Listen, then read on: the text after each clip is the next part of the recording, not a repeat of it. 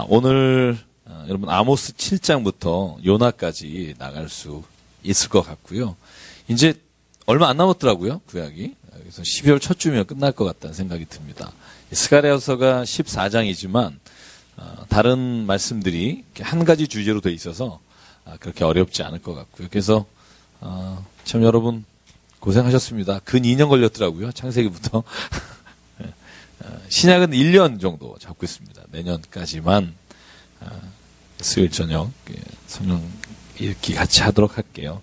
7장부터 7, 8, 9장에 5가지 환상이 나옵니다. 아모스가 본 환상. 환상이 제일 많은 게 구약에 뭐가 있다 그랬죠? 어느 말씀? 에스겔이 많고요. 이사야에도 물론 환상이 있습니다만, 그리고 아모스서는 독특한 게요, 환상이 똑같은 주제의 환상입니다. 그러니까 주제는 같은데 소재만 달라요.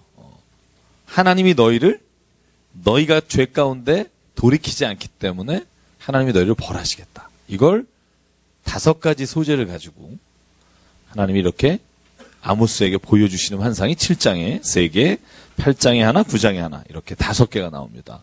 한번 먼저 볼까요? 7장 1절부터 3절까지요. 같이 저하고 읽도록 하겠습니다. 시작. 주 여호와께서 내게 보이신 것이 이러하니라. 왕이 풀을 벤 후 풀이 다시 움돋기 시작할 때 주께서 메뚜기를 지으심에 메뚜기가 땅의 풀을 다 먹은지라. 내가 이르되 주 여호와여 청하건대 사하소서. 야곱이 미약하오니 어떻게 서리이까 하매 여호와께서 이에 대하여 뜻을 돌이키셨으므로 이것이 이루어지지 아니하리라. 여호와께서 말씀하셨느니라. 아멘. 자, 왕이 풀을 벤 후에 풀이 다시 움돋으려고 할 때 뭐가 오죠? 메뚜기 떼가 와서 그것을 다 먹어버립니다. 다시 말하면 다시 회복할 수 없게끔 멸망하게 될 것이다, 이런 말씀이고요. 메뚜기 하면 생각나는 구약의 예언서는요? 조금 전에 했죠. 얼마 전에? 물론 최후에 나오고요. 요엘서, 그죠? 요엘서가 메뚜기, 황충, 그죠? 순서대로 나와서 하여간 싹 걷어버리는 그런 환상에 관한 말씀이고요. 그건 환상이라기보다는 사실에 관한 기록이고, 이건 환상을 지금 말씀하고 있는데요. 여러분 여기서 돌이키다는 것, 3절에 제가 지난주에 기억나시죠? 하나님이 뜻을 돌이키신다, 이런 말씀은 하나님이 마음이 바뀐다는 게 아니라 조금 있다가 오바댜서에도 나오고 요나서에도 나옵니다만 뜻을 돌이키신다는 단어가 나와요. 근데 결국 하나님이 뜻을 막 바꾸고 왔다 갔다 하시는 게 아니라 제가 뭐라고 그랬죠? 사람이 그 마음을 돌이키게 되니까 하나님께서 벌하려고 하시는 것에서부터 하나님이 그것을 돌이키시는 거지, 하나님이 마음을 바꾸는 게 아니에요. 이따가 요나서에서 읽겠지만 니느웨로 가서 말씀을 전하라 그러잖아요. 회개하라고. 요나가 말씀을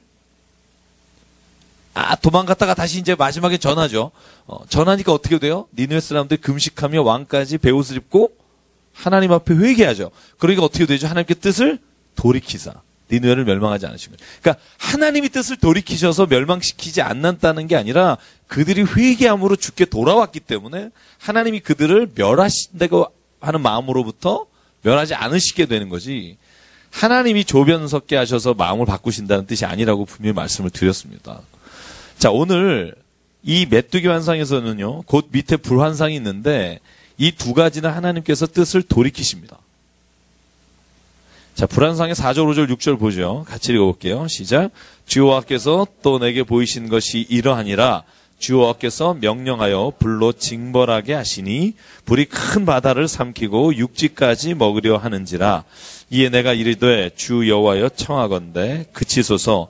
야곱이 미약하오니 어떻게 서리이까 하매 주 여호와께서 이에 대하여 뜻을 돌이켜 주 여호와께서 이르시되 이것이 이루어지지 아니하리라 하시니라. 하나님이 이것을 이루지 않으시겠다. 다시 말하면 이 불환상은 여러분 보시다시피 불로 징별하시고 불이 뿌려 내려서 육지까지 삼키려고 하는데, 그런데 하나님께서는 그걸 어떻게 하신다? 돌이키신다. 왜? 회개하기 때문이죠. 그죠? 이유는 하나입니다. 이쪽으로 오세요. 앞으로. 괜찮습니다. 네, 오십시오. 네. 주일 예배도 마찬가지고요. 늦게 오신 분은 앞으로 오셔야 됩니다. 항상 뒤에는 먼저 오신 분들이. 교회는 뒤에요. 그죠? 교회는 뒷자리부터 이렇게 채워지는 은혜가 있고요. 네. 이렇게 좀 의자를 돌리셔서 편하게 보시면 될 것 같고요. 자, 근데 여러분, 제가 이제 이 말씀 묵상하면서, 제가 느낀 것 중에 하나가 뭐냐면, 회개가 뭘까 하는 거예요. 회개가 뭘까. 사람도 이렇게 말해요. 회개는 자꾸 왜 내가 잘못한 거 드러내느냐, 이런 말씀 많이 하잖아요. 그죠? 별로 유쾌하지 않은 거. 근데 실은 회개라는 건 괴롭지만 그 열매가 달다, 이렇게 돼 있습니다. 회개는 괴롭지만 열매는 달다. 사람이 회개하지 않으면 어떻게 될까? 회개하지 않으면 자기가 의롭다고 생각하게 돼요. 그리고 자기가 하나님 앞에 정말 잘 믿고 있다는 착각을 해요. 저는 교회 오래 다니시는 분 중에 가장 큰 단점이 뭐냐면 자기가 오래 다니고 말씀을 많이 들었기 때문에 자기가 굉장히 성경의 사람이라고 생각해요. 제가 볼 때는 그분이 결코 성경의 사람이 아닌데 자기는 성경의 사람인 거라고 착각하고 살아요. 왜? 굉장히 많이 들었으니까. 들으면 내가 그렇게 살고 있다는 착각을 해요. 그래서 여러분, 말씀을 많이 듣기만 하는 자가 되지 말고 어떤 자가 되라? 그 말씀대로 그죠? 살아가는 사람이 되라. 그래서 선생님들이 제일 힘들어요. 여기 선생님들이 계신지 모르겠습니다만 선생님들은요, 자기가 옳은 말을 많이 하잖아요. 자기가 옳지 않지만 옳은 말을 해야 되잖아요. 학생들에게, 그죠? 목사도 마찬가지예요. 늘 이런 얘기를 하니까 내가 그렇게 살고 있다고 착각한다니까요. 근데 어느 순간에 그걸 자기를 보게 되냐면 회개할 때 그렇습니다. 그러니까요, 잘못한 게 떠올라서 회개하는 게 아니라 제가 요즘 새벽 기도하면서 깨달은 게 있어요. 내가 회개하다 보면 잘못된 게 떠올라요. 아, 이 말을 이해하셨으면 좋겠는데. 히팅 꺼도 되죠. 네, 네. 네. 그러니까 가만히 보세요. 죄가 떠오르면 회개한다 이런 사람 많아요. 그런데 제가 기도하다 보면 기도하는 가운데 내가 회개하다 보면 내 죄가 떠올라요. 저는 그래서 회개하는 사람은 하나님 앞에서 정결한 자가 된다는 말씀이 참 맞아요. 그러니까 회개하니까 하나님이 용서해줘서 정결한 사람이 된다는 의미가 아니고요. 제가 깨닫는 게 뭐냐면 내가 회개하는 그 순간에 있는 사람이 하나님 앞에서 그 자신을 돌아보는 그거로 인해 하나님이 정결한 사람으로 늘 이끌어 주실 수 있는 능력을 공급받을 수 있다는 거죠. 마치 회개는 이런 거예요. 여러분 누구나 다 죄인이에요. 회개한 사람은 죄가 없느냐? 아니에요. 하나님께서 구원하시기는 하였으나 우리 안에서 죄가 없어지진 않죠. 죄가 없는 것처럼 보이죠. 제가 이런 예를 들면 좋을까요? 이렇게 여러분 어디 통에 들통에 물이 깨끗한데 이렇게 나무 긴 거 가지고 이렇게 휘저으면 구중물이라고 그러나요? 이렇게 확 올라오잖아요. 밑에 깔려 있던 게. 안 해보셨어요? 멀쩡한데 이렇게 확 휘저으면 확 올라오잖아요. 그죠? 저는 모든 사람이요, 다 마치 이와 같이 그 안에 쓴뿌리와 그 안에 더러운 것이 있어요. 근데 회개하는 사람은요, 그걸 있는 것을 늘 알아요. 내게 그것이 있다는 걸 보고. 그럼에도 불구하고 하나님은 그걸 감춰주신다는 걸 아는데, 회개하지 않는 사람은요, 그 깨끗하게 보이는 것 같은 그게 자기라고 착각하는 거죠. 그게 예수께서 말한 바리새인 같은 사람이에요. 자기는 정결하다 여기면서 남을 향해서 손가락질하는 사람. 예수님께서 왜 저는 위대하신 분이고 정말 하나님이시라고 우리가 고백할 수밖에 없냐면 예수님은요, 그 마음의 심중을 아시기 때문에 겉으로 의롭게 보이는 사람들을 더 불쌍하다고 말했고 더 화 있을진저라고 외치신 분이죠. 그 마음의 더러운 것을 아시기 때문에. 그래서 저는요, 오늘 예언서는요, 딱 하나예요, 주제가. 회개하면 하나님께서 너희를 돌이켜 구원해 주시고, 너희가 회개하지 않고 너희가 하나님 앞에서 올바르게 살지 않고 하나님의 뜻을 거역하면 너희가 하나님의 심판을 받을 것이다. 약간 두려워야 돼요. 그죠? 나는 괜찮다 이렇게 생각하고 계시면 두려워야 합니다. 오늘 그래서 아모스서는 특별히 말씀드렸죠. 종교적인 죄, 제사를 드리는 죄가 아니라 아모스가 말하는 죄는 어떤 죄다? 윤리적인 죄. 오늘 볼까요? 7절부터 7절부터 9절까지는 이제 다림줄 환상입니다. 다림줄이 뭔지 아시죠? 건축물을 지을 때, 그죠? 이 똑같이 선을 긋거나 높이를 잴 때 쓰는 게 다림줄입니다. 다림줄 가지고 쌓은 담 곁에 주위께서 손에 다림줄을 잡고 서셨다. 아모스야, 네가 무엇을 보느냐? 다림줄입니다. 내가 다림줄을 내 백성 이스라엘 가운데 두고 다시는 용서하지 아니라. 하나님의 기준으로 재서 그를 멸망시킨다 그러면 여러분 남아있을 사람이 하나도 없다는 거죠.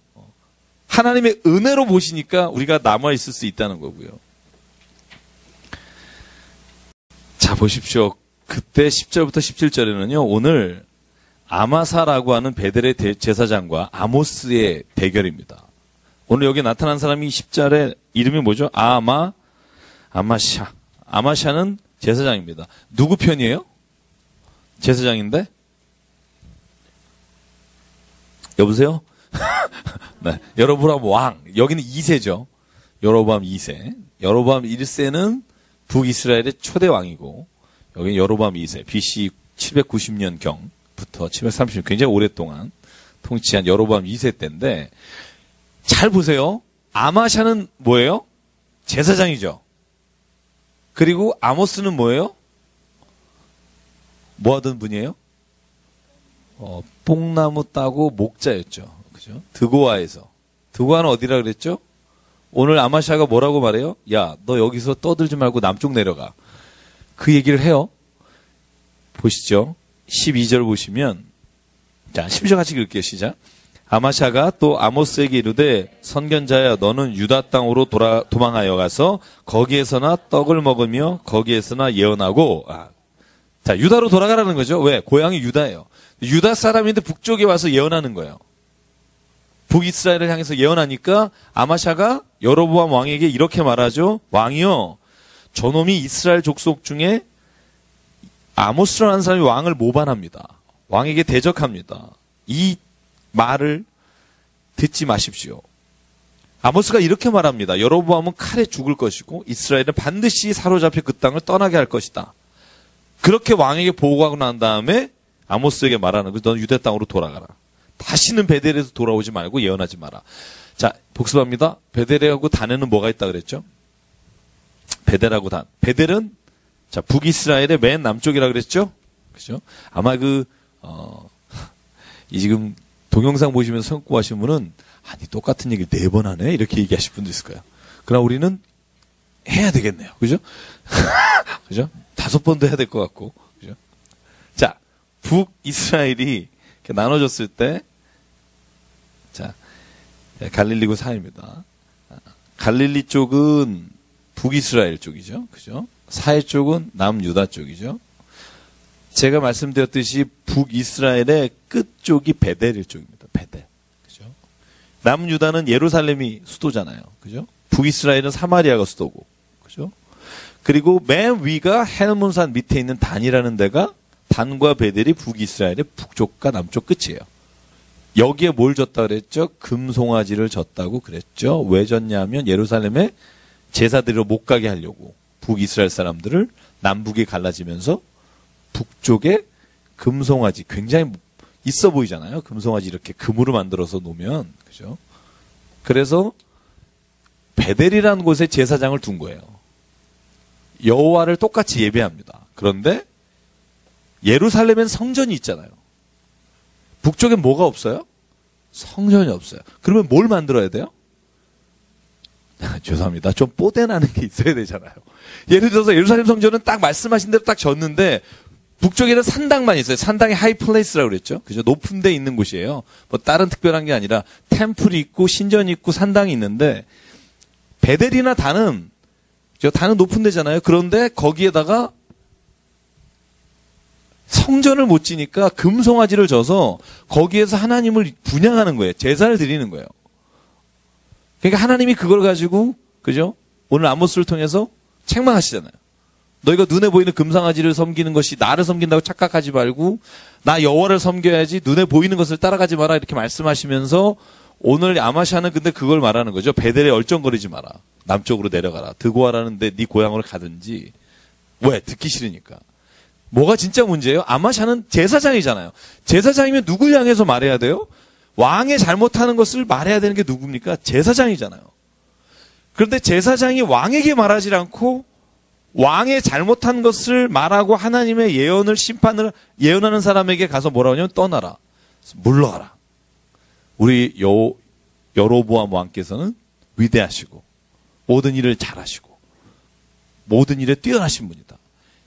이놈을 이 자리에서 쏙 물러나게 해라. 이런 분위기예요. 그죠? 여러분 국가나 위정자를 위해서 기도해야 합니다. 그쵸? 왜? 지도자를 위해 기도하면 지도자 한 사람이 잘 통치하면 그 밑에 있는 백성이 평안을 누릴 수 있잖아요. 그런데 위정자나 국가나 지도자가 잘못하는데 아부하는 것은요. 국가를 위한 게 아니고요. 하나님을 배반하는 일입니다. 저는 그런 생각을 해요. 위정자를 위해서 기도하는 것과 위정자가 잘못했을 때 그것에 대해서 잘했다고 말하는 아마샤 같은 사람은요. 하나님께서 저는 벌을 줘도 첫 번째 주실 거라고 생각해요. 죽었다 깨나도요. 목회자나 혹은 하나님의 말씀 전하는 사람은요. 잘못된 일에 대해서 잘못했다고 말할 수 있어야 됩니다. 그래서 국가 조창기도회가 위대한 일을 했다고 정말 많은 사람들을 전도했다고 얘기하는 사람이 있지만 저는 상황에 따라 다르다고 봐요.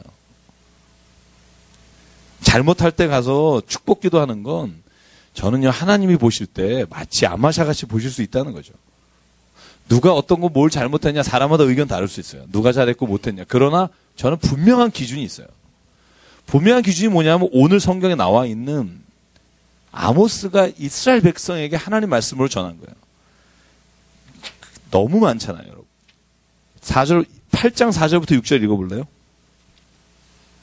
그 앞에도 나왔어요. 근데 제가 뒤로 읽는 거예요. 8장 4절부터 6절까지 한번 3개만 읽어볼게요. 이거를 한 사람은 하나님은 반드시 그를 책망하시겠다고 말씀하시는 거예요. 지금 4번 반복되고 있어요.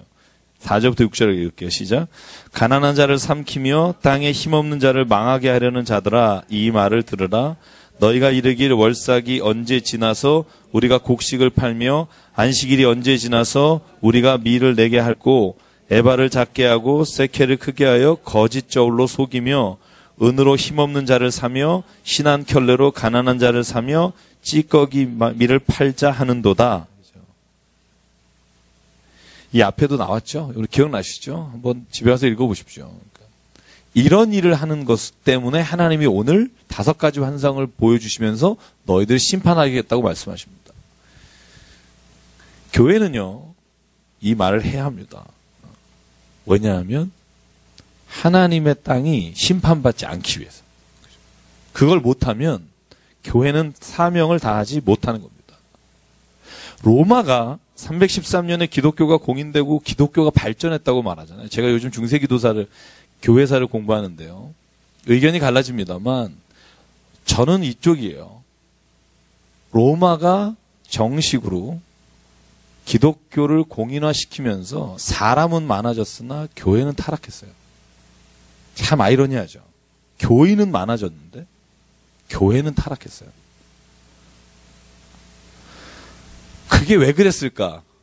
교인이 많아지려면 교회가 하고 싶은 말을 못해요. 그렇잖아요. 아이, 왕이 오셨는데 잘못했을지어다 이럴 수 없잖아요. 제가 군대 있을 때 제일 힘들었던 게 뭐냐면요. 제가 상병 1병 중간부터 군종병 했어요. 근데 제가 군종이잖아요. 그래서 저 전도사 하다 갔잖아요. 대학 졸업하고 1년 있다가. 그래서 제가 마지막 병장 때는요. 설교할 사람이 없어서 제가 병장 달고 제가 4개월 정도 설교하다 나왔어요. 여단장님, 별 하나입니다. 별 하나. 그러면 죄송합니다만 그래도 영광급을 우리가 그냥 이렇게 무궁화 있잖아요. 그런 분들이 쫙 한 20-30명이 따라와요. 그 앞에 설교했어요. 근데 제일 힘들었던 게 뭐였냐면요. 여단장님은 방석을 큰 거를 깔아드려야 되고요. 사모님하고. 성경을요, 그날 본문을 펴드려야 돼요. 찬송가 딱 해서 정렬해 놓고, 줄 맞춰 놓고. 제가 제일 싫었던 게 그 일이었어요.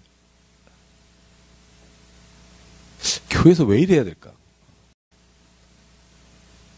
교회에서 내가 왜 그분의 방석을 깔아야 하며, 그것도 가장 깨끗하게 청소해서, 다른 건 안 혼나도요, 그 방석이 들어오면 혼나요. 항상. 저는 그건 교회 아니라고 생각해요. 저는 마찬가지로 생각해요. 그러니까 그게 교회 안에 누가 들어오든 그것이 하나님 앞에서 똑같아야죠. 저는 그것이 만약에 교회 안에서 안 지켜진다면 저는 교회가 사람은 많이 올 수 있을지 모르지만 하나님의 기뻐하시는 공동체가 될 수 있을까? 근데 정말 힘들어요. 목회를 하다 보면, 어디에 말씀을 전하러 가다 보면 세상에서 이렇게 하는 것과 똑같은 것으로 만들어요. 절차를. 그래서 저는 그런 것들을 해야 되나 말아야 되나 고민이 많아요. 그래서 목회도 가끔 그런 생각 들어요. 목회가 진짜 하나님 말씀을 따라서 하는 건가? 아니면 진짜 오는 교우분들을 맞추기 위해서 하는 건가? 그런 생각이 들 때가 있어요. 그러니까 우리 교회 교인들 정말 좋으신 분들이죠. 다른 교회 얘기하는 거예요. 다른 교회가 그런데 그럴 때가 있어요. 그러니까 정말 우리가 하나님 말씀 안에서 정말 변화되고, 뭐 우리가 누구를 보든 사랑하고, 정말 누구의 부족함이 있으면 내가 그 부족함을 채워주고 싶고, 난 그게 교회라고 믿는데, 오히려 교회가 더 이기적이고, 더 다른 사람 흉보고, 막 이런 모습이 우리 안에 저도 있고, 우리 안에 있는 걸 보면서 이걸 서로 말해주는 게 교회야 한다고 생각해요. 우리가 하나님 앞에서 이 모습을 봅시다. 하나님 앞에서 근데 만약에 그 말을 못하고, 괜찮아요, 이렇게 말해주는 교회라면 거기는 저는 중세교회 때처럼 될 거라고 생각하는 거죠. 나중에는 그러다가 그런 것들이 계속 들어오면 면죄부가 되는 거예요. 헌금 내면 구원받는다. 그래서 성경은 저는 그래요. 하나님 말씀을 지키면서 우리가 교회가 유지가 돼야 교회가 교회답죠. 그 안에 물론 부족한 사람, 실수가 많은 사람이 있습니다만, 그러나 교회가 그 말을 할 수 있어야 합니다. 위정자가 잘못했을 때 잘못했다고 말하지 못하는 목사나 교회는 저는 하나님이 버리실 거라고 생각해요. 하나님. 그래서 두려운 거죠. 오늘요, 생각해보세요. 아모스는요, 가서 예언할 필요가 없는 사람이에요. 그죠? 목자의 뽕나무 따던, 누가 말해도 듣지도 않고, 그래서 하나님 앞에 부르심을 받았으나 나가기가 겁나는 사람이지만, 하나님의 말씀이 너무나 강하기 때문에, 그리고 눈으로 봤기 때문에, 이건 정말 아니다. 왕 앞에 가서도 외치는 거죠. 그러니까 그 주변에 있던 아마샤라고 하는 제사장은 자기의 직분이 떨어질까봐 왕 앞에서 이자를 내쫓자고 말하죠. 여러분, 그러니까요, 하나님이 아모스와 아마샤의 손 중에 하나님이 아모스의 손을 들어줍니다. 14절 볼까요? 아모스가 아마사에게 대답하여 이르되 나는 선지자가 아니며 선지자의 아들도 아니다. 나는 목자여 뽕나무 재배하는 사람이다. 양떼를 따를 때 여호와께서 나를 데려다가 여호와께서 내게 이르시되 가서 내 백성 이스라엘에게 예언하다. 자다가 이거 정말 나는 날벼락 맞은 사람이다. 이제 너는 여호와의 말씀을 들을지니라. 내가 이르기를 이스라엘에 대하여 예언하지 말며 이삭의 집에 향하여 경고하지 말라 하느냐. 여호와께서 말씀하신다. 너의 아내는 성읍 가운데 창녀가 될 것이며 내 자녀들은 칼에 엎드려지며 내 땅은 측량하여 나누어질 것이며 너는 더러운 땅에서 죽을 것이요 이스라엘은 반드시 사로잡혀 그의 땅에서 떠나리라 하셨느니라. 하나님이 말씀하신 경고를 보지 못하면 하나님은 그를 버리실 것이다. 이게 무서운 말입니다. 선지자와 예언자가 하나님의 말씀을 제대로 전하지 못하니까 하나님은 목자와 뽕잎 따는 자를 일으켜서 그를 부끄럽게 여기게 만드시는 겁니다. 저는 오늘날에도요, 그래서 하나님의 말씀을 우리가 목사 혹은 직분자가 아니라 하나님의 말씀을 잘 읽고 깨닫는 자가 세상을 깨우는 사람이 됩니다. 여러분도 성경을 정말 기쁘게 읽으십시오. 저는 제가 요즘 성경 읽으면서 가장 기쁜 게 뭐냐면, 하나님이 이러신 분이구나. 진짜 예언자가 이런 거구나. 저는 요나서를 읽으면서 요번에 진짜 제가 1장부터 4장까지 계속 읽으면서 정말 많은 걸 깨달았어요. 하나님 이런 분이시구나. 요나가 믿음이 진짜 큰 사람이었구나. 그래서 여러분, 저와 여러분에게는요, 진짜 하나님 앞에서 하나님의 뜻을 말하고 그 뜻대로 살아가는 사람이 되기를 간절히 원합니다. 그런 교회가 될 때 저는 하나님이 우리 교회를 기쁘게 사용하실 수 있다고 믿고요. 8장의 1절부터 3절에 네 번째 여름과일 광주리 환상이 나옵니다. 자, 여름과일 광주리가 있는데 이것들을 하나님께서 말씀하십니다. 여호와께서 내게 이르시되 내 백성 이스라엘의 끝이 이럴 것이다. 자, 여름과일 한 광주리가 왜 갑자기 이럴 것이다라는 책망을 들을까? 성경에 이렇게 되어 있습니다. 해석을 보면 과일 광주리가 여름에 광주리 안에 놓여 있으면 썩게 되는 거라는 것을 의미합니다. 그래서 이스라엘도 이와 같이 그 광주리 안에서 썩어지면 하나님께서 이스라엘 백성을 용서하지 않을 것이다 라는 의미로 해석하는 것이 가장 좋은 해석인 것 같고요. 아까 읽었듯이 4절부터 6절 이렇게 함으로 말미암아 하나님이 이렇게 벌하시겠다고 말씀하셨고요. 7절부터 14절 그 애곡하는 상황이 나와 있습니다. 아주 비참합니다. 10절이 가장 대표적인데요. 한번 10절부터 11절까지만 읽을게요. 시작. 너의 절기를 애통으로 너의 모든 노래를 애곡으로 변하게 하며 모든 사람에게 굵은 배로 허리를 동이게 하며 모든 머리를 대머리가 되게 하며 독자의 죽음으로 말미암아 애통하듯 하게 하며 결국은 곤고한 날과 같게 하리라. 주 여호와의 말씀이니라. 보라 날이 이를지라 내가 기근을 땅에 보내리니 양식이 없어 주림이 아니며 물이 없어 가람이 아니요 여호와의 말씀을 듣지 못한 기갈이라. 아멘. 하나님이 이렇게까지 말했는데 돌이키지 않으면 너네 절기를 애통으로 만들 것이다. 너네 노래를 애곡으로 만들 것이다. 자, 제가 늘 말씀드리죠. 이 무서운 말을 왜 한다 그랬죠? 돌아오게 하시려고. 그죠? 그러니까 여러분 이걸 가장 잘 깨달은 사람이 누군지 아세요? 요나예요. 요나는요. 정말 이런 죄진 게 아니에요. 하나님 말씀 들었는데 나는 못하겠습니다. 그래서 떠났는데 제비 뽑혀서 바다에 들어갔는데 뱃속에 들어가서 감사 기도를 해요. 이거 쉽지 않은 겁니다. 여러분 만약에 내가 하나님 뜻대로 안 살았는데 어떤 이유라도 고난당하죠. 어려움이 오죠. 환난이 오죠. 하나님 원망하죠. 고난 가운데 하나님 감사할 수 있는 사람은 정말 대단한 사람이에요. 요나는요. 근데 감사 기도를 드려요. 하나님이 이 뱃속에 나를 넣어주시고 지금까지 나를 이끌어 주셨고 감사의 기도를 드립니다. 저는 이스라엘 백성이나 우리나 마찬가지라고 봐요. 우리가 하나님 앞에서 진짜 믿음으로 가는 사람은요. 내 안에 고난이 올 거나 내 환난 중에 어려움이 올 때 그때 뭘 하게 되냐면 감사하게 되는 게 진짜 믿음입니다. 진짜냐 가짜냐를 구분하는 기준 전 딱 하나라고 봐요.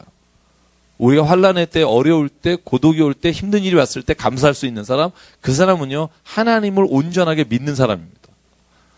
아멘이 없잖아요. 힘들어요. 힘든데 성경 보면 그래요. 바울도 그랬고요. 믿음의 사람은 한결같아요. 고난 중에 기뻐하고 환난 중에 감사해요. 그 사람이 진짜인 것 같아요. 조금만 고난이 오면 정말 신앙이 없는 것처럼 되는 사람은요. 신앙은 있는 것 같으나 그 안에 하나님이 안 계시고 자기 연민의 신앙이 있는 거예요. 이 말이 참 어떻게 들리실지 모르겠으나 하나님을 진짜 믿는 거하고 자기를 측은하게 연민하면서 믿는 사람이 있어요. 나같이 불쌍한 사람은 하나님이 그러다가 이제 어려움이 오잖아요. 그러면은 나 같은 사람한테 왜 이런 걸 주냐고 자기 연민의 신앙이 많아요. 근데 진짜 말씀 가운데 있는 사람은요 모든 것을 통해 하나님의 사인을 봅니다. 하나님이 나를 이렇게 지금 말씀하시는구나. 저는 그래서 오바댜는 에돔에 관한 말씀이지만 오바댜, 요나 오늘 읽으면서 하나님 말씀을 들었으면 좋겠고요. 그래서 14절에 말합니다. 사마리아의 죄된 우상을 두고 맹세하여 이르기를 다나 내 신들이 살아있음을 두고 맹세하노라 하거나 브엘세바가 위하는 것이 살아있음을 두고 맹세하노라 하는 사람은 엎드려지고 다시 일어나지 못할 것이다. 다시 말하면 하나님이 아니라 다른 이름을 부르는 사람, 다른 우상에게 절하는 사람은 하나님께로 돌아오지 않기 때문에 그가 엎드려지게 될 것이다. 9장 마지막입니다. 마지막 5번째 환상이 있는데 무슨 환상이죠? 제단 파괴될 것이라는 환상이죠. 그죠? 자, 주께서 제단 곁에 서서 이르시되 기둥머리를 쳐서 문지방이 움직이게 하며 그것으로 부서져서 무리의 머리에 떨어지게 하라. 내가 그 남은 자를 칼로 죽이리니 그 중에서 한 사람도 도망하지 못하여 그 중에서 한 사람도 피하지 못하리라. 4절까지 계속되는 이 현상을 통해서 말하는 게 뭐냐 하면 하나님께로부터 피할 자가 없다는 거예요. 나는 안 보이겠지? 보인다는 거죠. 어느 정도로 보이느냐? 4가지. 갈매산 꼭대기에 숨어봐라.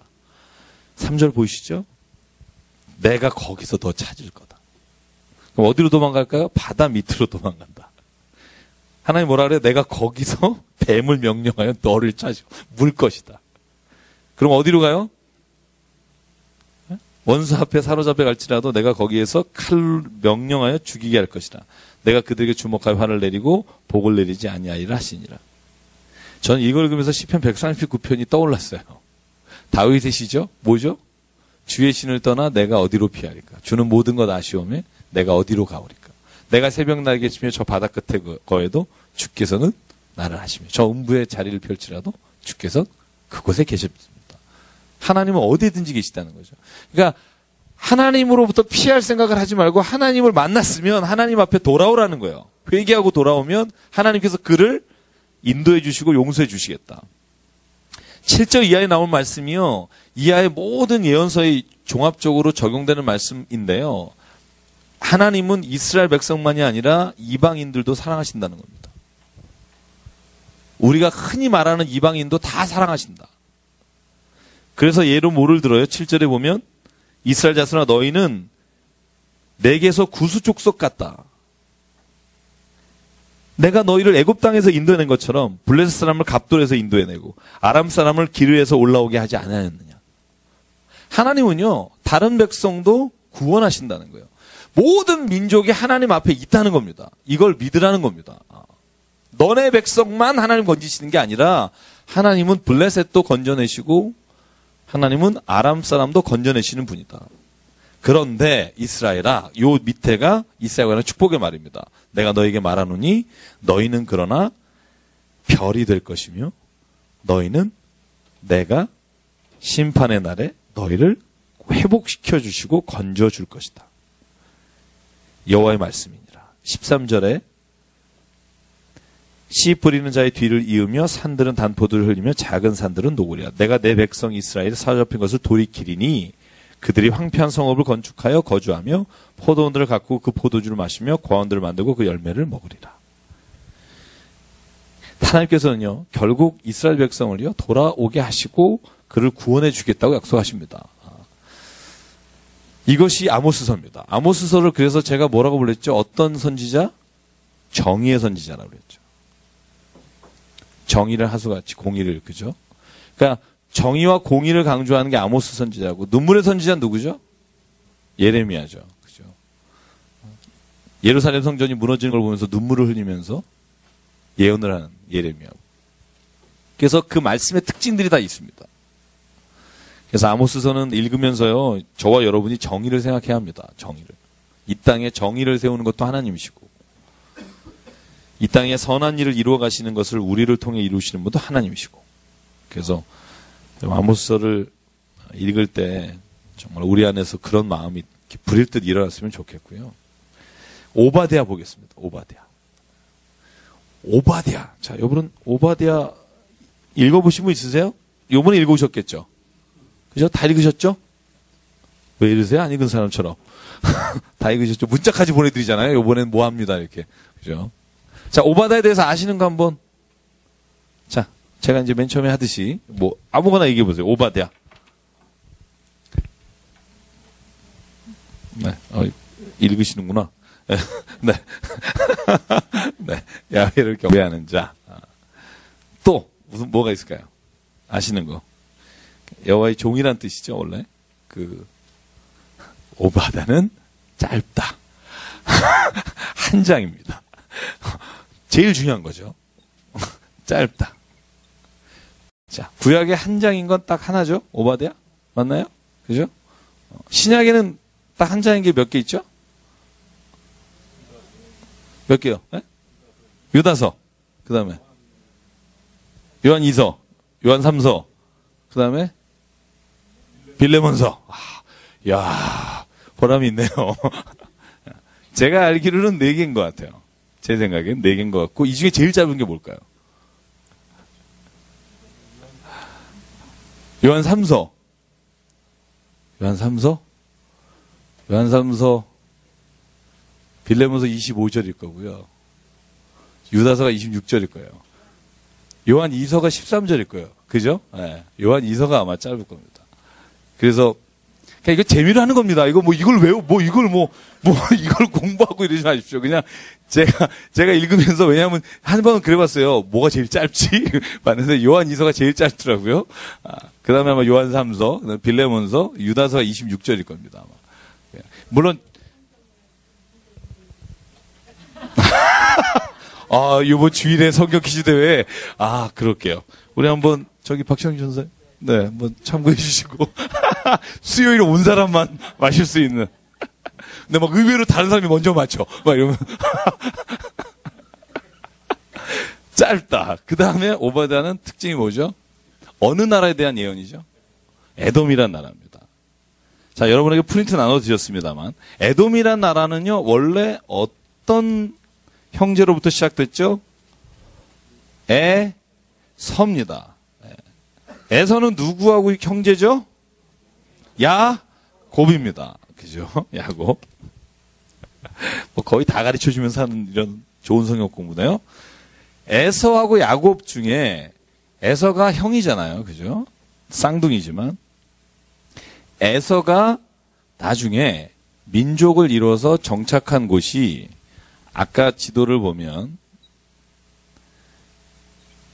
우리가 이 사해잖아요. 이게 사해. 사해 오른쪽입니다. 그래서 이 에돔이라는 곳이요. 에서가 족장이 돼서 정착한 곳이고요. 그래서 여러분 성경 저희가 열왕기상 할 때 기억나십니까? 여호수아서에도 잠깐 나올 거고요. 이스라엘 백성이 출애굽해서 40년 광야에서 헤매다가 어디로 먼저 가죠? 요단강 동편으로 먼저 갑니다. 그래서 모세는 동편으로 가서 서편을 못 들어가고 느보산에서 죽잖아요. 사해 오른쪽에 있는. 점령에 갈 때 자기 동족하고는 싸우고 싶지 않죠. 근데 다 동족이에요. 에돔, 모압, 암몬.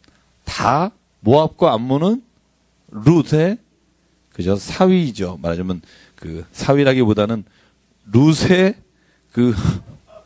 딸에게 그래서 난 애들이죠. 이게 아버지하고 그런 일 했다는 게 저는 상상이 안 가서 쭉 북진하잖아요. 그죠? 그래서 점령을 할 때 에돔하고 싸우지 않으려고 너희를 비켜가게 해달라고 요청합니다. 그때 못 지나가게 하죠. 그래서 전투를 시작하고요. 그래서 실은요, 에돔은 이스라엘 백성과 한 배에서 나온 형제임에도 불구하고 이스라엘 역사에 보면 사울, 다윗, 솔로몬 시대 이후에 남북에 갈라졌을 때도 계속 에돔과 전투를 해요. 그런데 거의 다윗하고 솔로몬 시대에는요, 제가 여러분 교재 드렸으니까 보시면 돼요. 에돔을요, 다 다스려요. 에돔이 꼼짝도 못해요. 잠깐 북이스라엘 남유다 나눠졌을 때 에돔이 힘 좀 쓰다가 여기 또 아수르한테 침략당하고 바벨론한테 침략당했는데 이 시기가 오바댜가 쓴 시기가 언제냐면요. 많은 학자들이 연도는 정확히 안 나와 있습니다. 이렇게 추측해요. 586년 혹은 587년에 예루살렘 성전이 멸망할 때 그때 에돔이요. 바벨론이 이스라엘을 쳐들어와서 예루살렘 성을 점령할 때 에돔이 같이 도와서 이스라엘을 침략합니다. 남유다를 공격합니다. 그 이야기를 오바댜가 갖고 하는 거예요. 너희가 이스라엘 백성, 남유다가 침략을 당했을 때 너희의 형제를 기뻐하며 들어와서 침략하고 빼앗고 너희가 그들을 도와줬다. 바벨론은.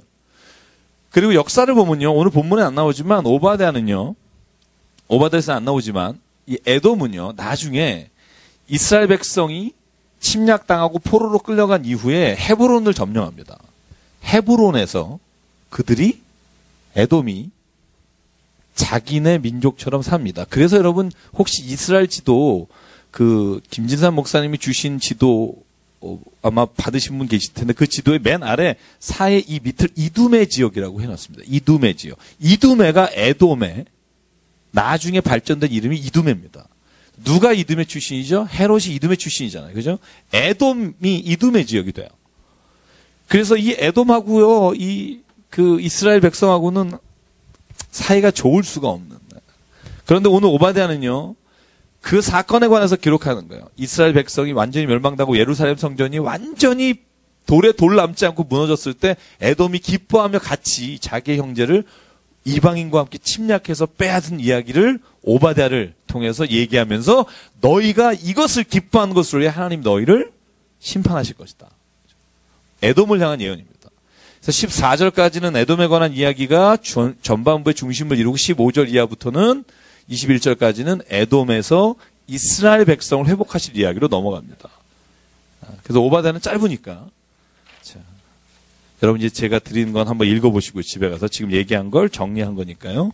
자, 1장을 보시면 1절 같이 읽을게요. 시작. 우리가 여호와께로 말미암아 소식을 들었나니 곧 사자가 나라들 가운데 보내심을 받고 이르기를 너희는 일어날지어다 우리가 일어나서 그와 싸우자 하는 것이니라. 자, 보십시오. 그 여호와께서 여러 나라를 세우셔서 에돔과 싸우라고 하시는 겁니다. 그리고는 이렇게 말합니다. 3절에 너희 마음이 교만이 너를 속였도다. 바위 틈에 거주하며 높은 곳에 사는 자여 내가 마음에 이르기를 누가 능히 나를 땅에 끌어내리겠느냐 하니. 에돔이요 산악지대입니다. 우리 지난번에 성지 같이 가셨던 분들 그치 우리 말에도 갔었던 데인데 여기 우리가 어딜 갔었죠? 페트라 지역 갔었죠? 네, 그쪽 지역이 옛날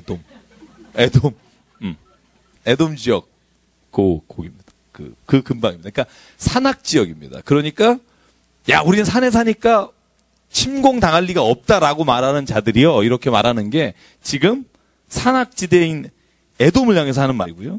높은 곳에 사는 자요. 에돔을 향해서 하는 말입니다. 너희가 능히 나를 끌어내지 못할 거라고 말하느냐? 4절 네가 독수리처럼 높이 오르며 별 사이에 깃들지라도 나는 거기에서 너를 끌어내릴 수 있다.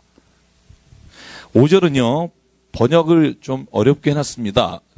도둑이 들어와서 물건을 필요한 것만 훔쳐가고 포도를 훔쳐갈 때 먹을 만큼만 가져가는데 내가 너희들을 벌할 때는 하나도 안 남기겠다. 무서운 말입니다. 여러분 혹시 포도 서리해 보신 적 있어요?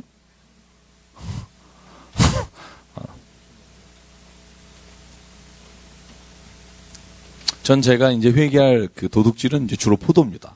포도. 어렸을 때 포도, 저희 집 앞이 포도밭이었어요. 교회가 산에 있고요. 교회에서 이제 한 10m 뛰어내려면 저희 집이고요. 그 집 바로 옆이 포도밭입니다. 보통 포도밭 밑에 수박을 같이 키우기도 해요. 그래서요. 저희는 수박서리를 이제 친구들과 함께 이렇게 작전을 해가지고요. 밤에 이렇게 쫙 들어가면요. 정말 좋습니다. 그래서 포도는요. 항상 오두막이 있어요. 그래서 지키고 있어요. 이렇게 지키고 계시는데 이제 저희는 이제 조그맸을 테니까 안 보이게 싹 걸렸죠. 걸려서 저희 교회 집사님이셨는데 목사 아들이 그랬다고 약간 무지 혼났습니다. 근데 옛날에는요, 근데 그런 거 있었어요. 이렇게 설이라는 게 이렇게 도둑질이 아니라 이렇게 좀 약간 재미 이런 거?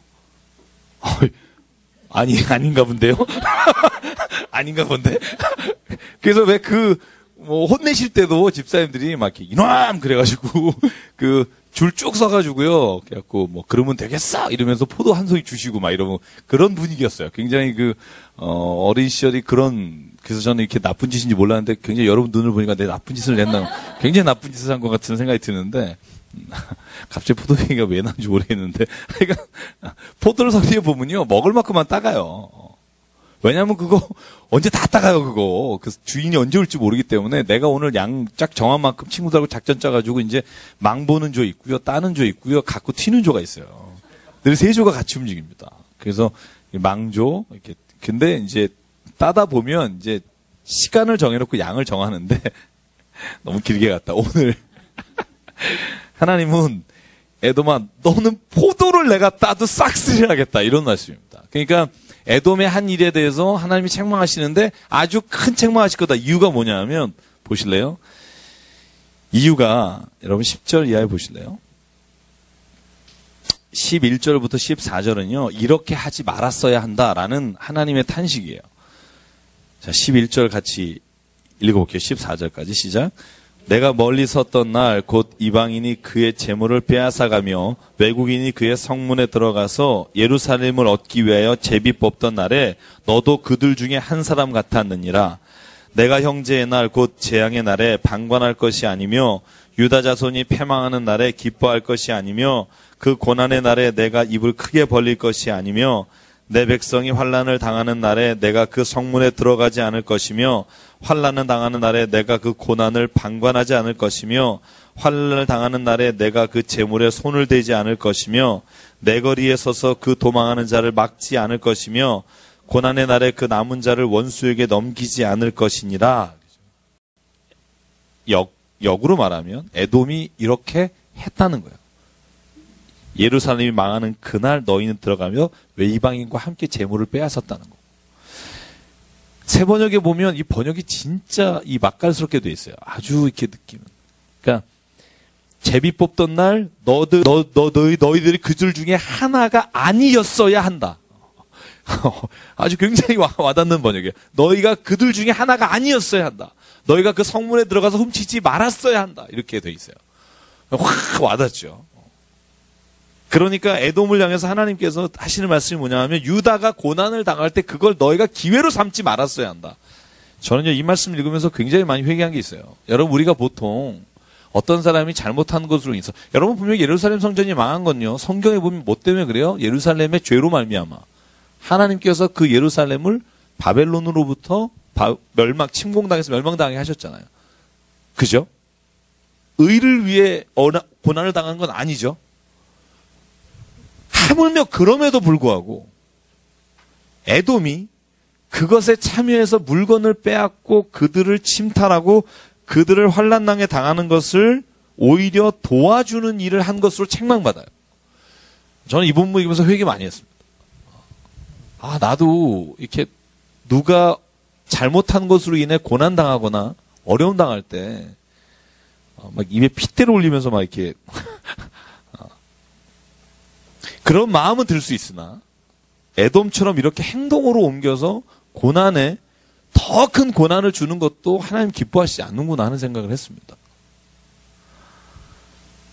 제가 이번에 그 비근한 예를 들어야 되니까 그 도박하시다 걸리신 분들 어제 명단이 쭉 나오던데 저도 마음속에 무지 처음에 욕했어요.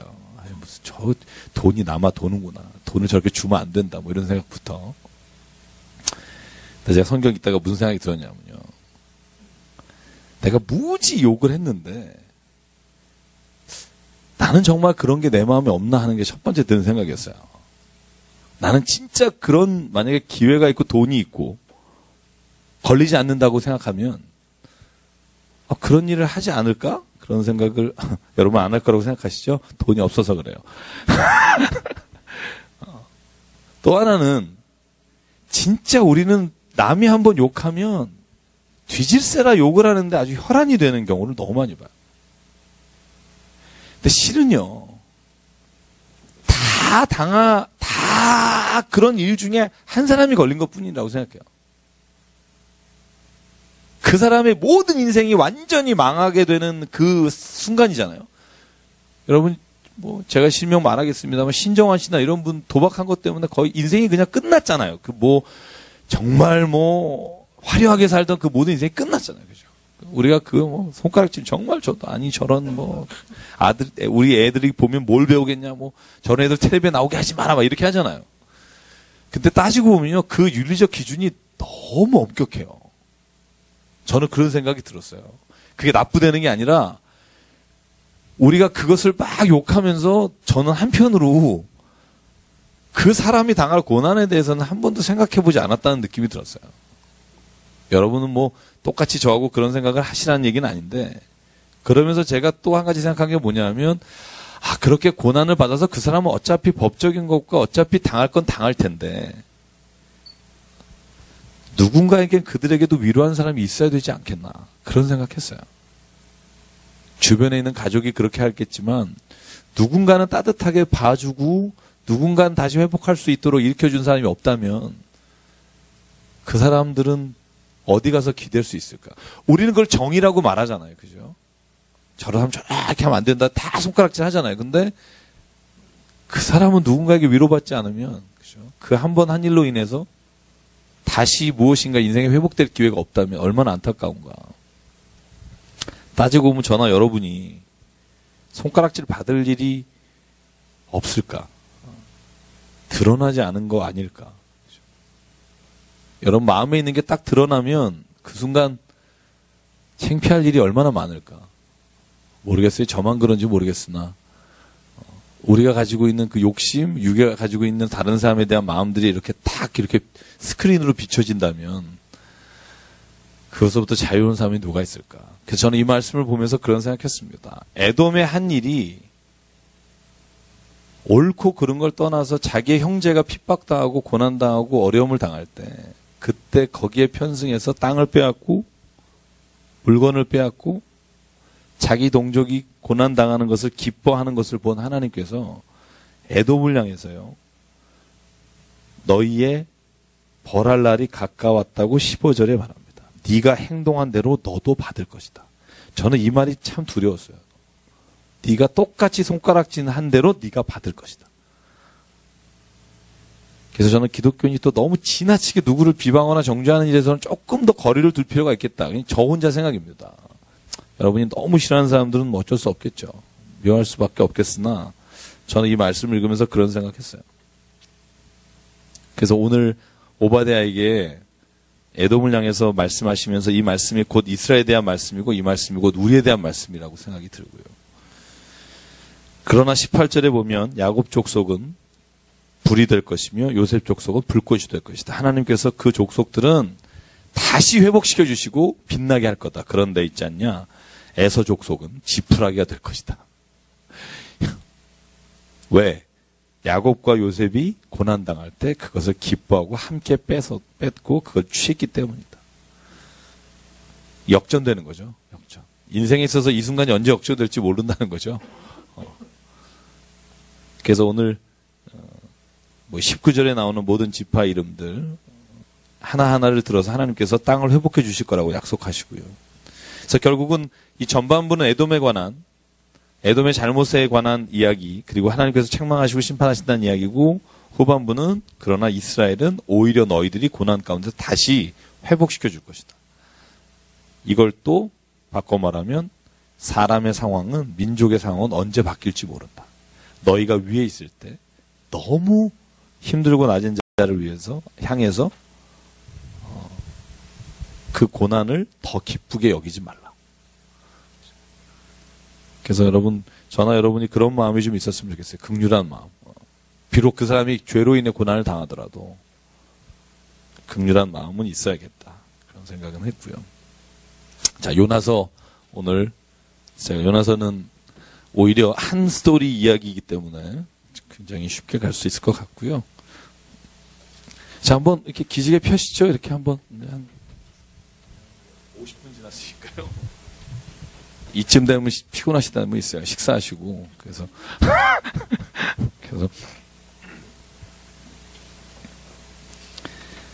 자, 여러분 요나는 뜻이 뭐죠? 네, 비둘기라. 이거 잘하시네요. 어디 써 있군요. 네. 깜짝이야. 그래서 요나서. 요나라는 그 인물은 여러분이 그 열왕기 말씀에 나옵니다. 열왕기가 14장인가요? 제가 여기 썼을 텐데 열왕기가 14장에 나오는 걸 보면 그 시대적 배경이 여로보암 2세일 겁니다. 여로보암 왕 그 시기에 쓰였다고 보는데요. 그래서 이 요나라고 하는 인물이 있었던 시기가 뭐냐면 니느웨.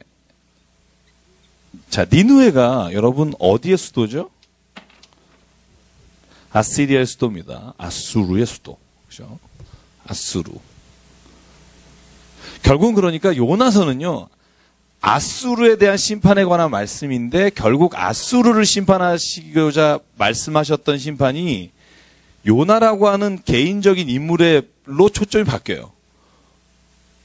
아수르가 회개 안 하면 멸망할 것이다 라고 말하라고 말하는 이 요나서가 아수르가 초점이었다가 요나 개인에게 가고요. 이 요나 개인은 다시 말하면 이스라엘 백성이라고 하는 선민사상에 빠져있는 이스라엘 백성을 책망하는 내용이 돼요. 재밌습니다. 읽다 보면 이게 이렇게 돌아가요. 그래서 결국은 하나님의 말씀을 초점은 4장의 마지막을 보면 뭐라고 나오냐면요. 아수르는 온데간데 없고요. 아수르가 맨 마지막 절에 나옵니다만 결국은 이스라엘 백성이 교만함으로 우리가 선택받은 민족이라는 우월감 때문에 하나님께서 열방을 구원하시고자 하는 계획을 그르치고 있다는 말씀을 포함하고 있어요. 이게 무슨 말씀이냐면 바울과 같은 거예요. 바울이 그렇잖아요. 바울이 이방인을 위해 전도를 갈 때 여러분 예루살렘 교회 사도행전 15장에 보면 오히려 예루살렘 교회에서 유대교를 믿었다 기독교로 바꾼 유대인들이 바울을 멸시하잖아요. 여러분 거기 나오는 유대인들은 두 종류의 유대인이에요. 처음에 유대인들은요. 바울과 같이 있었던 유대인들. 그러니까 유대인 중에 바울이 회심하니까 얘를 죽이려고 하는 사람 있었고요. 또 하나의 유대인은 기독교인 가운데 바울이 이방인에게 전도하는 것 때문에 바울을 해하려고 했던 유대인들이 있어요. 이걸 기독교적 유대인이라고 불러요. 기독교적 유대인들도 바울을 미워했고 유대인들도 바울을 미워했어요. 그래서 바울이요 굉장히 고난을 많이 당한 이유가 가는 곳마다 회당에서 전도할 때 유대인들도 미워하고요. 오리지널 유대인인데 기독교인이 된 사람들도 할례를 안 받아도 된다. 이런 얘기를 하니까 바울을 미워하는 겁니다. 여러분 할례를 받는 게 유대인들에게 얼마나 중요해요. 난지 8일 만에 할례 받지 않으면 하나님의 백성이 아니고 기독교인이 된다고 해도 기독교인이 되는 것과 할례 받는 게 동일시돼서 여러분 고린도전서나 바울이 쓴 모든 편지에 나오는 내용들이 할례를 받을 것이냐 안 받을 것이냐 그래서 나오는 게 무할례자도 하나님의 자녀요 할례자도 하나님의 자녀요 이 말을 강조하는 이유가 뭐냐면 유대인들이 할례 안 받은 기독교인이 기독교인이 아니라고 했기 때문에 그래서 여러분 디모데를 자기가 사랑으로 전도해서 디모데를 뭘 시켜요? 할례를 시켜요. 왜? 이 디모데가 만약에 할례 받지 않고 이방인 선교를 하다가 에베소 교회 담임 목사가 되는데 선교를 하다가 해를 당할 것을 두려워서 할례를 시켜요. 그런 거죠. 할례를 안 받아도 된다고 우기는 바울이 자기의 사랑하는 아들 디모데는 할례를 시켜요. 왜냐하면 이 아들이 나가서 주의 복음을 전할 때 약점이 되지 않게 하려고. 저는 요나서를 읽으면서요, 정말 많은 주의 말씀을 생각했고요. 저는 요나에 대해서 여러분 아시는 거 하나만 더 얘기해 보죠. 니느웨. 그 다음에 또 뭐가 있죠? 요나. 큰 물고기. 옛날엔 우리가 고래라고 알고 있었던. 그 다음에 또 뭐가 있죠? 요나에 대해서. 네? 박넝쿨. 그죠? 그 다음에 또 저를 보시고 요나 다 아시잖아. 요나. 네? 다시스. 네. 여러분 여기 냐면 이제 설교만 들어서 그래요. 자기가 읽지를 못하고 설교만 들었기 때문에 또 뭐가 있을까요? 벌레. 그죠? 박넝쿨하고 벌레는 이제 쌍으로 가야죠. 쌍으로 가야 되고. 또 뭐가 있을까요? 네? 폭풍. 그죠? 이제 거의 다 나온 것 같아요. 또 뭐가 있을까요? 하나만 더. 뭐요? 왜 저는 모르는,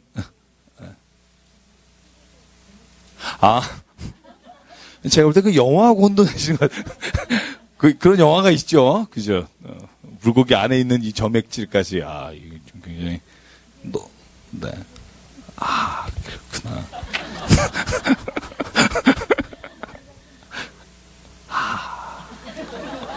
제가 모르는 얘기를 많이 하시네요. 요나 머리가 벗겨졌, 그렇군요. 그렇게 4장 마지막 절을 보면 그럴 수 있어요. 마지막에 보면 박넝쿨이 이 벌레에 의해서 제거된 이후에 머리가 뜨거워져서 이런 표현이 있죠. 그래서 될 수도 있죠. 네. 그만해야겠네요. 여기는 이제 그만 뭐가 나올지 몰라서 그죠. 그래서 1장, 2장, 3장, 4장이요. 요나처럼 딱 구분되는 것도 드물어요. 1장은 하나님께서 니느웨로 가라는데 다시스로 가는 장면이고요. 2장은 뱃속에 들어가서 하나님께 기도하는 장면이고요. 3장은 다시 니느웨로 돌아와서 회개하라고 말할 때 회개하는 장면이고요. 4장은 회개하는 거 보고 요나가 열받는 장면이고요. 근데 저는 요번에 읽으면서 요나가 진짜 믿음의 사람이다로 제 정리를 한번 해봤어요. 정리를 하니까 6가지, 5가지에서 6가지가 요나는 진짜 믿음 있는 사람이에요. 저는 요나가 하나님 뜻을 거역했다고 생각하고 우리는 마지막에도 하나님이 하신 일에 대해서 불만을 가지고 성냄이 어찌하뇨 막 성을 내니까 요나에 대해서 저도 그렇게 생각을 했는데 요번에 진짜 이렇게 꼼꼼히 여러 번 읽으면서 깨달은 게 뭐냐면 요나는 믿음의 사람입니다. 요나만큼 믿음이 있는 사람이 드물어요. 제가 한번 읽으면서 요나의 믿음을 한번 같이 읽어보고 오늘 마치면 될 것 같아요. 요나 1장 볼게요. 자, 요나에게 하나님 말씀이 임해서 2절에 보면 어디로 가라 그러죠? 니느웨로 가라. 니느웨가 어디냐 하면 여러분 그 아까 지도로 보면 지도에서 북쪽에 오른쪽에 있는 그죠? 왜냐하면 그들이 악독을 행했기 때문인데 그런데 3절에 보면 요나가 어디로 가죠? 다시스로 도망갑니다. 다시스는요. 어딘지 지금 저희가 정확히 알 수 없습니다. 그냥 이 단어에 의거하여 3군데로 추정합니다. 스페인의 한 군데, 이태리의 한 군데, 그리고 저쪽 북아프리카의 카르타고 지역. 어쨌든 지중해 연안 중에 이 요빠에서 정말 먼 데예요. 구브루 섬을 지나가는 그죠? 스페인, 이태리, 카르타고 이 3지역에 타르페세스, 사르다니아, 그다음에 타르소스 뭐 이런 단어들이 이 다시스와 비슷한 단어를 가지고 있어서 그런데 어딘지 몰라요. 어쨌든 요빠라는 데가 항구잖아요. 지중해 이스라엘이 갖고 있는 요빠 지역에서 이 지중해를 지나가서 완전히 반대 지역으로 가려고 했다는 것만 알 수 있고요. 그때 4절에 뭐가 일어나죠? 폭풍이 일어납니다. 폭풍. 자, 4절에 폭풍이 일어날 때 5절에 보면요. 같이 읽을게요. 시작. 사공들이 누워하며 각각 자기의 신을 부르고 또 배를 가볍게 하려고 그 가운데 물건들을 바다에 던지니라. 그러나 요나는 배 밑층에 내려가서 누워 깊이 잠이 든지라. 선장이 그에게 가서 이르되 자는 자의 어찌함이냐. 일어나서 내 하나님께 구하라. 혹시 하나님이 우리를 생각하사 망하지 아니하게 하시리라 하니라. 자, 5, 6절 보면요. 첫째, 뭐가 눈에 띄죠? 띄는 거 없으세요? 깊이 잠들었어요.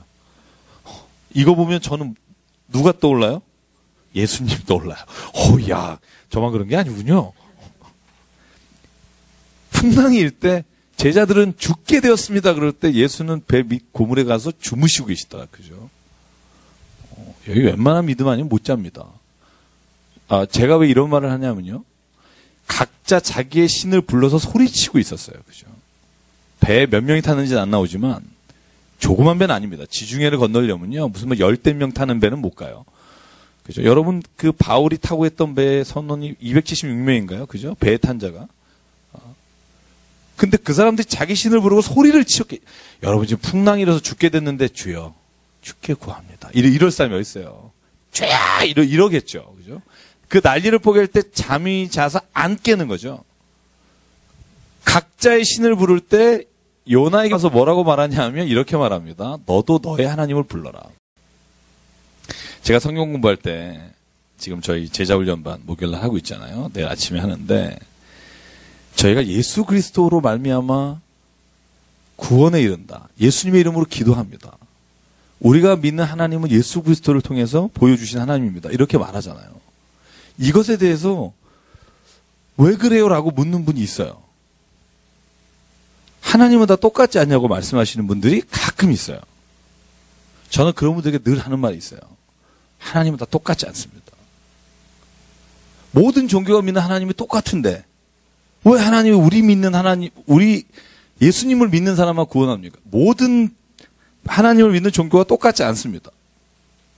제가 왜 자신 있게 말씀드리냐면요. 여러분 누구나 다 하나님을 외쳐요. 1월 성신, 그죠? 나무에다가 정한수 떠놓고 빌잖아요. 비나이다, 비나이다. 우리 아들이 장원급제하게 도와주십시오. 그죠? 이분이 믿는 하나님도 하나님이란 이름을 쓰죠. 그죠? 불교에서도 하나님이란 이름을 쓰는 경우도 있어요. 안 쓰는 사람도 있지만. 모든 종교가 하나님이라는 이름을 써요. 그런데요, 그 하나님이 어떤 하나님인지를 서로 말하다 보면 그 하나님이 같지 않습니다. 제가 어제 상담을 하고 왔는데요. 다른 나라 사람하고 사귀시는데 그 다른 나라 사람하고 사귀는데 그분이 무신론자예요. 그리고 그 사람의 종교는, 그 나라의 종교는 힌두교입니다. 어느 나라인 줄 아시죠? 이런 거예요.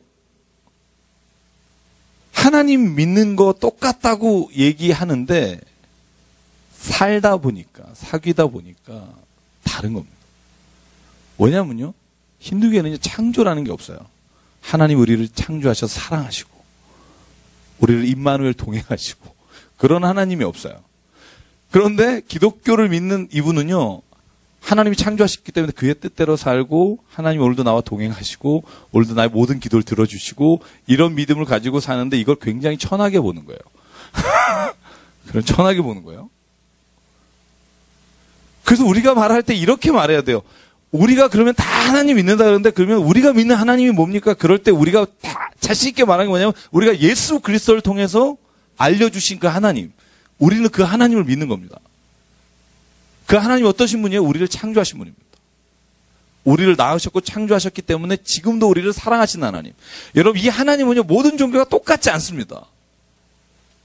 그 하나님이 오늘도 우리와 함께 하시고 동행하시고 어딜 가든지 눈동자와 같이 우리를 지켜보십니다. 그 하나님은 예수 그리스도의 말미암아 십자가에서 우리를 죽기까지 사랑하시는 그분입니다. 하나님의 사랑이 어디까지 오냐면 우리를 위해서 죽을 수 있는 하나님입니다. 여러분이 이 하나님은요, 기독교가 믿는 하나님밖에 없습니다. 저는 모든 종교가 똑같다고 말하는 건요, 내가 하나님을 모른다고 말하는 것과 비슷하다고 생각합니다. 다른 사람들은 어떻게 하나님을 만나는지에 관심 있는 게 아니라 우리가 믿는 하나님이 누구냐고 말할 때 우리는 예수 그리스도를 통해서 그분 안에 인간이 되시사 하늘의 높은 보좌를 벗으시고 우리를 죽기까지 사랑하시고 우리 죄를 구속하기 위해 오신 그 예수 그리스도의 그 사랑을 통해 보시는 그 하나님. 여러분, 저는 그 하나님을 믿습니다. 이게 기독교입니다. 그 하나님은 예수님을 통하지 않고는 우리가 모두가 다 동일한 하나님을 믿고 있다고 말할 수 없다는 겁니다. 저는 그래서요, 우리가 예수 이름으로 기도합니다. 예수 이름으로 기도하면 부적처럼 그거 안 하면 안 들어주고 그거 하면 들어주면이 아니라 우리가 믿는 하나님은 예수 그리스도를 통해서 우리에게 보여주신 생명 되신 그 하나님을 우리가 고백합니다라고 말하는 의미로 우리는 예수 이름으로 기도합니다. 우리는 예수의 이름으로 말합니다. 그래서 오늘 각자의 신으로 부르면서 요나에게 말하잖아요. 너도 네 하나님으로 한번 불러봐. 이게 그들이 생각하는 생각이에요. 여러분, 그런데 진짜 재밌는 장면은 그 다음이에요. 자, 제비 뽑잖아요. 그죠? 누가 뽑히죠? 7절, 요나가 뽑히죠. 자, 8절. 물어봅니다. 야, 이 재앙이 누구 때문에 우리에게 임했는가를 말하라. 요나가 9절에 대답합니다. 9절, 10절 같이 읽죠. 시작. 그가 대답하되 나는 히브리 사람이요 바다와 육지를 지으신 하나님 여호와를 경외하는 자로다 하고 자기가 여호와의 얼굴을 피함인 줄을 그들에게 말하였으므로 무리가 알고 심히 두려워하여 이르되 내가 어찌하여 그렇게 행하였느냐 하니라. 자, 이 12절을 읽을게요. 시작. 그가 대답하되 나를 들어 바다에 던지라. 그리하면 바다가 너희를 위하여 잔잔하리라. 너희가 이 큰 폭풍을 만난 것이 나 때문인 줄을 내가 아노라 아니라. 보세요. 자, 제비를 뽑았어요. 요나가 뽑혔어요. 그런데 재밌는 건요, 다른 사람들은요, 이 요나가 왜 뽑혔는지 몰라요. 그리고는 오히려 이렇게 말해요. 야, 너가 왜 뽑혔느니? 그러니까 요나는 이렇게 말해요. 나를 던져라. 사람들이 던진 게 아니에요. 사람들이 너 뽑혔으니까 던진다가 아니라 뽑히고 나서 요나가 자기가 말해요. 나를 던져라. 나 때문에 이 풍랑이 왔다. 나로 인해 너희가 죽지 않기를 원한다. 요나는요, 알았어요. 자기 때문이라는 거. 그런데요, 그 배에 있던 사람들이 요나를 안 던져요. 왜? 이 사람들은 확신이 없거든. 그래서 그 다음 절을 보면요, 이 사람들은 요나를 안 던지고 어떻게든지 배를 살리려고 노력합니다. 한번 보실래요? 13절 시작. 그러나 그 사람들이 힘써 노를 저어 배를 육지로 돌리고자 하다가 바다가 그들을 향하여 점점 더 흉용함으로 능히 못한지라 무리가 여호와께 부르짖어 이르되 여호와여 구하고 고하오니 이 사람의 생명 때문에 우리를 멸망시키시 마옵소서. 무죄한 피를 우리에게 돌리지 마옵소서. 주 여호와께서는 주의 뜻대로 행하심이다 하고 요나를 들어 바다에 던짐에 바다가 뛰노는 것이 그친지라. 요나가 말한 거예요. 나를 던지십시오. 근데 사람들은요, 아니다. 육지로 돌아가자. 노를 저면서 돌아가요. 욥바로 돌아가려고 하는데 바다가 점점 더 흉흉해지니까 할 수 없이 누구의 이름을 불러요? 여호와 하나님의 이름을 불러요. 그러니까 요나는요 대단해요. 그가 자기가 하나님으로부터 떠남으로 말미암아 그가 하나님이 나를 지금 고난을 주시고 나를 이것을 하나님 뜻을 이루지 않았기 때문에 나를 바다에 던지는 걸 알면서도 그들에게 여호와의 이름으로 여호와께서 일을 행하시는 거다. 그리고요 자기를 자신 있게 나를 던지라고. 저는요 요번에 읽으면서 옛날에 읽던 거하고 다른 은혜를 너무 많이 받았어요. 진짜 내가 이럴 수 있을까? 진짜.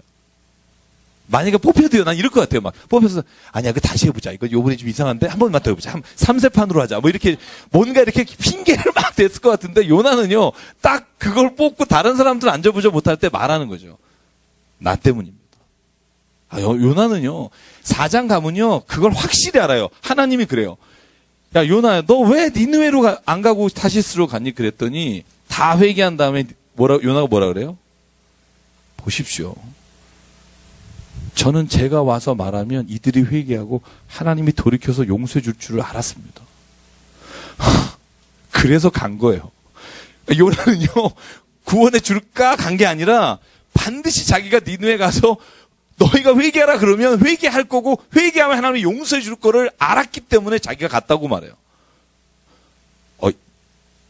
정말 믿음이 있는 사람입니다. 요나는요 저는 이렇게 보면서 이 사람은 이 사람이 뭐 믿음이 없어서 도망갔다가 잡혀오고 이런 사람이 아니라 하나님이 할 걸 알았기 때문에 싫은 거예요. 왜 싫죠? 아스루가 북이스라엘을 멸망시킨 나라고 그 해에 남유다에 와서 엄청난 많은 사람을 죽이고 포로로 끌고 간 그 나라를 회개해서 돌아오면 하나님이 용서해 주는 게 싫은 거죠. 요나는 그게 싫은 거였어요. 하나님을 믿었기 때문에. 하나님이 그렇게 하실 분이기 때문에. 근데 이스라엘 민족으로서 자기 나라를 패망하게 한 나라를 위해서 가서 회개하라고 말하는 걸 자기는 도저히 할 수 없는 거죠. 말하자면 여러분 2차 대전 이후에 일본이 우리나라 침략했을 때 우리나라를 막 점령할 때 일본 땅에 가서 회개하라고. 그러면 그들이 돌아오면 하나님이 그들을 벌 안 주겠다고. 나한테 그렇게 말하면 제가 가야 되는 거죠. 그러면 제가 하나님을 진짜 믿으면 그렇게 하실 거니까. 저는 시베리아나 저쪽 저쪽 우간다 뭐 이쪽으로 가는 거죠. 왜? 하나님이 돌이키는 게 싫으니까. 그러니까 요나서는요 요나가 하나님을 믿기 때문에 괴로운 거예요. 하나님을 안 믿기 때문에 도망간 게 아니라 믿으니까 괴로운 거예요. 여러분 그런 적 없어요? 저는 이걸 읽으면서 그 생각을 해봤어요. 내가 하나님을 진짜 믿기 때문에 일이 일어날 게 뻔한데 내가 일이 싫은 거야. 그래서 여러분 도망가잖아요. 근데 막상 그 일이 딱 고난이 닥치고 어려움이 올 때 믿음 있는 사람 뭘 봐요? 나 때문이구나. 내가 하나님의 이것이 싫어서 떠났는데 하나님이 이걸 나에게 원하시는구나. 그때 묵묵히 요나는요 뛰어내리는 거죠. 저는 그걸 보면서 이스라엘의 선민사상 이런 거고요. 우리가 먼저 믿었다는 게 이런 사람이 될 확률도 많다는 거예요. 이런 거 있잖아요. 저 김 집사는 회개하고 천국 같이 가기 싫은데 뭐 이런 분 없어요? 우리의 마음속에 그런 사람도 있잖아요. 그죠? 그게 사람이든 뭐든. 근데 오늘 하나님은요 마지막 4장까지 뭘 원하시냐면 요나의 그것도 나에게 맡겨라. 그것도 나에게 내놔라. 그것도 내한테 내놔. 요나는 싫은 거예요. 그건 내가 못 내놓겠습니다.